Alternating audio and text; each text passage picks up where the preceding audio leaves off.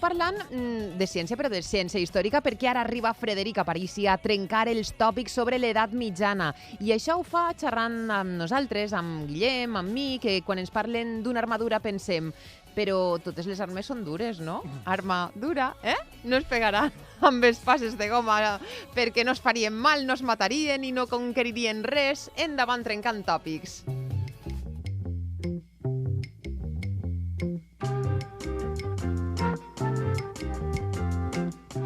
Em fa molta gràcia perquè sempre és... I com és habitual amb aquesta sintonia de Jethro Tull, mira, m'he inventat el nom de la persona. Obrim la secció de Trencant Tòpics amb Frederica Parisi i Romero no, la I me l'he inventada. Qui ja està així i esta setmana no li ha donat temps a anar-se'n per ahí. Hola, Frederic. Hola, estàs fallant-me? Oh, sí, la veritat és que sí. Avui no vens de París? No, de Roma? no, ni de Marsella, ni de ni Lisboa. res d'això? Vaja. Ai. Bé, però bueno, ja estem així, que és l'important. Clar. Bona vesprada. Bona vesprada a totes i tots. Ja has Tienes dinat ganes de rapafuts. descobrir cosetes de la Clar que història sí. amb tu. Sí, perquè avui sabeu quin dia és, no? Avui, Sí. 7 de maig, 7 de maig. Queden 2 mesos només per a Sant Fermí. però hi està afició Bueno, de ningú de Sant Pere. És que he mirat el calendari i dic, mira, pues ja queden dos Però mesos tu per a eres Sant Fermí. aficionat, no em diguis això. No, que va, Ah, que va. val. Jo només correc davant la policia. Ni malets. No, el que passa és que avui s'ha fet de notar, no? I jo ho he escoltat en esta santa casa aquest matí, no? Que avui fa 200 Sí? anys, És la nostra pregunta del dia. efectivament, també ho he vist al Twitter, que s'estrenà la 9ª sinfonia de Louis Beethoven. De què? Que te bajaré la boca, cabello. Vaga. Es dia així a l'edat mitjana. Es dia a l'edat No, Beethoven és És veritat. del romanticisme, és un poc més tard. Un poc... Quasi. Sí, vull dir, això ho ha comentat tot el món, però el que no ha comentat és això. Què està passant? S'ensorra un edifici. Ah, sí? Sí, i és que tal dia com avui, però de 558... Sense el 1000. Sense el 1000. A Constantinoble, l'actual Istanbul, Va caure un poble. l'església de Santa Sofia s'ensorrà. Ai, per això canten la de Ya sé que soy solo una zorra. Mi debat te devora. En honor a Constantinoble. Com? La zorra, que està en Eurovisió. Ja, però no. Ya sé que soy Que has solo dit que una zorra. l'edifici s'ensorra. Vale, ho he pillat. Ara ho he pillat. Gràcies, Susa, perquè m'havia quedat a quadros. Tu saps que tenim una secció que diu que es diu Caurà el teu poble com caigué Constantinoble? Vull dir, Pues, mira. va començar caiguent, ensorrant-se l'església de Santa Pues Sofia. tal dia com avui, però del 558, va caure, se m'ha ensorrat tota l'església i, com diu la dita, no n'hi ha mal que per bé no vinga, l'emperador d'aleshores, que no era altre que Justinià I, i direu, i qui era Justinià? Sí, era Justinià I. Justin per als amics. Justin, efectivament. El col·lega Justin és força important per a la història d'Europa i tal. No vaig obrir aquest meló perquè si no me n'anirem però no toca. Però és important perquè va reconstruir l'església, o sigui, pràcticament la va construir de nou. Què punyetes reconstruir? La va construir de nou i més o menys en les modificacions que ha patit al llarg de la història encara avui se pot contemplar aquesta església. Però això Bueno, està bé, no? sí, O no? sí, fantàstic. Vull dir, es va ensorrar accidentalment o va ser a propòsit per a construir-ne una de nova? No. Vull dir, l'ego no el tenia tan gran, l'emperador. Però, Va ser un accident. baby. Quin tòpic vens tu a trencar avui? O és que no se va ensorrar el palau o què? Doncs no. Mira, aquesta remordàvia que sentim m'ha Ui, portat ui. a pensar en que s'acaba... Arquitectura hidràulica. Oh, és que està avui... És que és de la Safor. Científica. És que és de la Safor. Això només ho pot dir una Safora avui. Bueno, està relacionat amb l'arquitectura de l'àvia, amb la calor que comença a despertar ja i amb la fi de la collita de la taronja que, com tot bon llaurador, només busca que arriba al final. Ai, que et veig vindre i no m'apanya. Vols dir que les taronges no són de l'edat mitjana?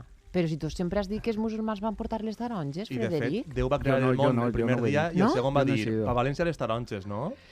A veure, anem a pams. A veure. Tal i com les coneguem, vull dir, el negoci de les taronges està fins i tot documentat que al 1781, a Carcaixent, a un hort conegut com la Bassa del Rei, un capellà, per cert, pel que comentàvem fora de micro sobre l'església, un capellà, Vicent Monsó Vidal, va plantar tarongers per a la seva explotació comercial. Què passa abans? abans, bueno, i des d'ahir ha anat continuant fins als nostres dies. Està tot molt mal. Fatal. Està tot molt mal. Clar, Molt mal està està tot. Això, però això ja ho dia Vicent Monzó. En Està tot molt mal. aquest moment arrencava. Està tot molt mal ara. I pitjor que va posar-se quan vos diga que les taronges no les portaren els musulmans. Uau. Ai, jo que pensava que m'ho havies dit tu i és que no m'ho havies dit tu i ara vens damunt a trencar aquest tòpic que és una cosa que s'ha dit sempre. Efectivament, Susa. A veure, pel que sabem... Festivament, És que- Ah! El inframor. xispa! És que m'apegueu, m'ho apegueu.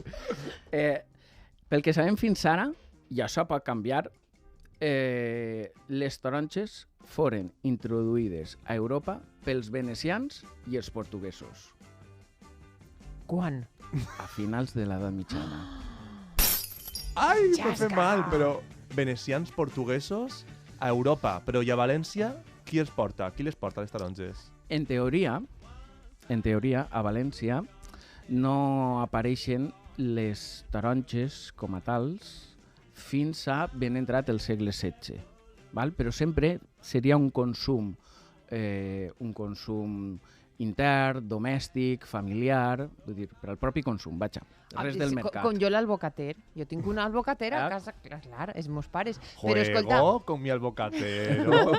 no, però vull dir-te, és que a mi em sobta que estigués explicant-nos tot això perquè fins i tot en Tirant-lo Blanc s'esmenta, no? Apareix en el llibre un pati de taronges, que Tirant i Carmesina es besaven clandestinament a l'ombra d'uns tarongers. Tu te'n recordes Sí. quan ens ho explicava tot això, Irene? Sí. Doncs, i és que apareix, ahir Ja. això està documentat. Efectivament, això està documentat i escrit, però això són unes altres taronges. Ui, A veure, dins del món dels cítrics... diu taronges, Taronjo. Taronges. A veure, cal diferenciar la taronja dolça, que és la Citrus sinensis, de la taronja amarga, la Citrus aurantium. I el que els musulmans van introduir efectivament a casa nostra va ser la taronja, però la taronja amarga. La borda que diuen, no? La borda, taronja borda, que tenia bàsicament unes finalitats, com avui en dia, ornamentals. Vull dir, les taronges que veiem a la ciutat de per València a fer bonic. són per a fer bonic. L'altre dia vaig veure una màquina que Ah, anava a sí? un taronger i Sacsejadora. desplega com una tela i supergran i al començar i cauen Clar, totes les clar. taronges. Li pega- Fa una escampa de por, Li això. pega un bon saxó. Mm. Llavors, clar, aquestes taronges tenen una utilitat doncs, per a extraure sobretot els olis essencials, fer perfums, Mermelats fer també, no? mermelades, Mermelats. però, clar, ha d'estar tractat a l'arbre, no com els públics, per dir-ho d'una manera. Per a menjar-te la morredor, això no. No. De fet, això que descriu el gran Joan Martorell al Tirant-lo Blanc, en realitat ho trobem en alguns documents que descriuen escenes quotidianes de l'edat mitjana. Llavors, per exemple, un exemple, uno que me'n ve al cap. A veure. Un 11 d'octubre del 1500 a Vinalesa, vull dir... Horta Nord? Sí, estem així a Burxosa, Vinalesa, per a que no digueu que sempre parla de Gandia.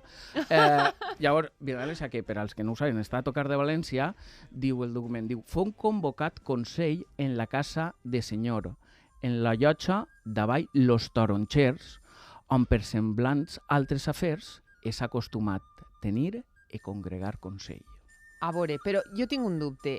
Estem parlant del 1500, són de les Sí. que es menjaven o de les que no es menjaven? Ornamentals, com havies dit, citrus no sé què, o citrus auram no sé quantos? Aurentium. A veure, devien, damunt, com que estan en la plaça, devien ser ornamentals, devien ser taronges amargues, devien ser per a fer bonic, no? El que passa és que, clar, la documentació a vegades ens genera dubtes, no? Un altre document, uno d'Alcoi, el 23 de gener de 1454, diu Bernat Eiximeno, el guardià de l'horta d'Alcoi, denuncia a la viuda d'Alfons Pastor Per què? per so com lo fill d'aquella, lo Peret, Peret era el fill. sí, Peret, no confondrem ningú altre, collia taronges en lo taronxer de Guillem Guerau, a la font de Sant Agustí, d'Alcoi, s'entén. Que li Llavors, clar, ramblava les taronges, Pere clar, Este Guillem. Peret, com m'enteré jo. Clar, Peret. Llavors, clar, el dubte és, eren amargues, eren dolces, les per a què les utilitzaria, Home, no? si el Vull dir, denuncia... Clar, si el com denuncia és sabíem- perquè no ho podem saber. No podem saber? No podem saber si eren les dolces o si eren les amargues. A mi, si són les amargues, no em sap mal que se les emporte. Clar. Si el denuncia T'ha fet la és faena. perquè eren les dolces. Això voldríem. El que passa és que els documents no... Però és que això és d'una lògica aplastant. Vull dir, n'hi ha que implementar la lògica també en la recerca històrica, home. Nosaltres implementem la lògica, però la fantasia no. Vull dir, Com que fantasia. això és per als encantadors de serps. Els historiadors, els científics, el que necessitem és trobar junts les taronges amargues i les taronges dolces en el mateix document, de manera inequívoca. Però què vols dir? Que això no ha passat mai? Vull dir, en cap llibre, en cap lloc així que hagi quedat constància per escrit. Vull dir, si a tu et passarà una cosa com esta, que tu trobes un document notarial d'eixos que treballes tu, de les persones interessades en la Importants. història i tot això, que permeten afirmar que les taronges dolces, boniques i grosses, dic jo, grosses, no? Que estan ahí ben plenetes, Sí. que apareixen a València abans del que està escrit fins ara, tu ens ho contaries així en directe o te ho callaries per a fer un paper d'eixes, una publicació i tindre No. prestigi i que els citaren en això dels investigadors internacionals i tot això. A veure, va, us dono la primícia. Però què? Tenim música de suspens, no? vinga. A veure, el 13 de gener de 1477, a l'Horta de València, a Patraix, en un contracte de mitgeria. Un contracte de mitgeria és simplement que un cedeix la terra i l'altre posa la força de treball, posa els braços, no? Diu, ítem, Ítem què és? ítem és següent punt, disculpeu, que he llegit això. Diu, és concordat que l'hortalissa, codonys, magranes, pomes, aranges, limons i taronges i qualsevol altres fruiters i coses que eixiran dels dissorts sien partits per meitat entre les dites parts. Clar, aranja Aranges i taronges. aranja és la variant d'on ix la taronja amarga. Vull dir, és el nom en què en aquests moments s'identifica la taronja amarga. I taronges, per tant, per descart, ha de ser la taronja dolça. A codonys. A codonys. Clar, i per acabar d'adobar esmenta les llimes, llavors no hi ha possible lloc al dubte, vull dir, està diferenciant entre taronja amarga, llimes i taronja dolça. És magnífic, O és sigui, que magnífic. està provadíssima, això, aleshores. Això és... Sí, això Però estàs acaba dient-nos- de fastidiar-li el llibre a algú. Que això ho has Spoiler. descobert tu en el document eixe del 13 de gener del 1477 i estàs contant-ho. És que m'atrafega i tot. En exclusiva, en primícia, Sí. internacional i mundial, en Sí. podríem fer-ho millor? Sí. Per favor. Què us pareix? Li pots posar un eco i que ho torni a repetir o alguna cosa així? Després li posem un marquet i ho pengem ahí en xarxes socials? No, a veure, és que és fantàstic este document. El problema és que amb uno no construïssis una teoria historiogràfica. Doncs ja el veig Necessitem jo molts escabussant ahí en documents de l'època i en llibres d'això, que això Clar. tindrà més pols. Això posa mascareta, perquè Sí. després ja es I ens ho han contat i en la bateta primera blanca, i hora. bateta blanca. Sí, I guants? I guants. També? I als ordinadors li fiquem un teclat d'estos de plàstic per a que la pols no entri. Ah, Sí. està tot pensat. Doncs ja me'l veig jo, escabussat. Este en 2 setmanes no torna a casa.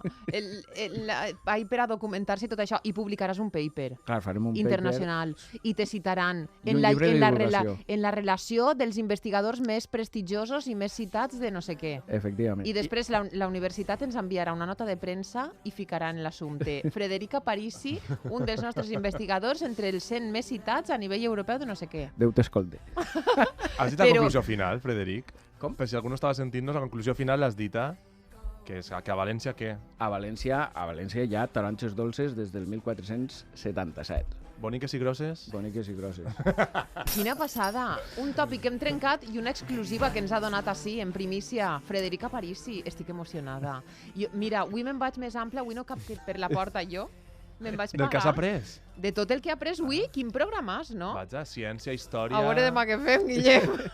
Perquè demà tornem a les 4. Podries vindre i Podríem fer-ho donar-nos millor una altra exclusiva, Tinc no? documents, tinc 15.000 fitxes documentals. A veure, Vinga. tampoc te passes, que el temps és limitat. Estimades oyentes, demà tornem a les 4. Ara es quedeu en tota la programació d'Apunt i si voleu seguir al senyor de les primícies en xarxes socials, com es diu això del peix? Mengeu peix d'ací. Això es diu el seu compte de Bueno, Twitter. això és un. Mengeu peix d'ací i l'altre és Frederica Parisi. Doncs seguiu-lo, perquè s'assabentareu de coses tan importants com estes. Vinga, fins demà. Ens veiem. Adeu.